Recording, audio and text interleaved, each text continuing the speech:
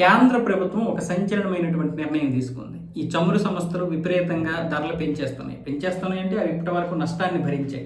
మన మీద భారం పడకుండా ప్రభుత్వం విధించినటువంటి ఆంక్షలకి లోబడి అవేమొచ్చేసి నష్టాన్ని భరించాయి. తర్వాత మేము చూస్తామని చెప్పి మొన్న ₹3 పెంచారు, ఈ రోజు ఒక ₹2 పెరిగింది.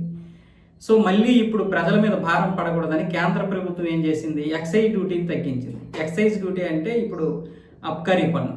ఈ అబ్కారీ పన్ను తగ్గడం వల్ల అంటే డీజిల్ మీద ₹10, అలాగే పెట్రోల్ మీద ₹15 చొప్పున తగ్గించింది. దీనివల్ల కేంద్రం భరిస్తుంది ఈ నష్టాన్ని. ఇటు ఆయిల్ కంపెనీలకి భారం పడకూడదు, అంటే నష్టపోకూడదు అవి. అలాగే ఇటువైపు ప్రజల మీద కూడా భారం పడకూడదు నేరుగా అని చెప్పి ఇప్పుడు కేంద్రం ఈ యొక్క నిర్ణయం అయితే తీసుకుంది. దీనివల్ల కేంద్రానికి ₹1,00,000 కోట్ల తగ్గుతాయి. పన్నుల రూపంలో రావాల్సినటువంటి ₹1,00,000 కోట్ల తగ్గుతాయి.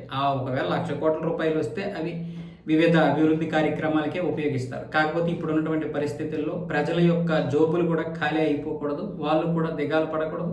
పైగా ఫ్యూల్ రేట్లు తగ్గితే కొంతవరకు అన్నీ అందుబాటులోకి వస్తాయి. ఎప్పుడైతే నీకు ఈ చమురు విషయంలో ఈ పెట్రోల్ డీజిల్ పెరిగిపోద్దో అన్నీ పెరిగిపోతాయి. ఎందుకంటే ప్రతిదీ కూడా దీంతో ముడిపడి ఉంటుంది కాబట్టి, రవాణాతో ముడిపడి ఉంటుంది కాబట్టి అవి పెరిగాయి అంటే అన్ని ధరలు పెరిగిపోతాయి, అవి తగ్గాయి అంటే మ్యాక్సిమం అన్ని ధరలు మళ్ళీ అందుబాటులోకి వస్తాయి. అందుకోసమని కేంద్రం అయితే ఈ నిర్ణయం తీసుకుంది. ఈ రోజే ముంబైలో జరిగినటువంటి ఒక సమావేశంలో నిర్మలా సీతారామన్ గారు ఈ విషయాన్ని అయితే ప్రకటించారు.